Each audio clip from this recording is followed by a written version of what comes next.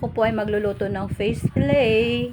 Ito pong isdang ito ay huli ni Uncle Keps. Tangigi po siya.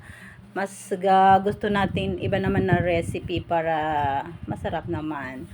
Okay, ayan, nilagyan ko na yan ng mga sahog, cornstarch, breadcrumbs, at saka egg. Yan, kailangan natin yan sa ating luluto ng fish fillet. So, ang ginawa ko dito ay isasaw-saw ko ang isda sa egg, tapos sa harina combined with cornstarch, at saka mayroon yan pampalasang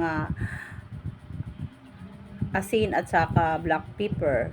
Ayan, isawsaw po natin din, ibalik ulit natin siyang isawsaw sa egg, then ilagay natin sa breadcrumbs, and then ipapry na natin para matikman natin kung tamang lasa. Ayan, pinapry na natin sa katamtamang apoy para hindi siya masunog. At last, nandito na ang finished product.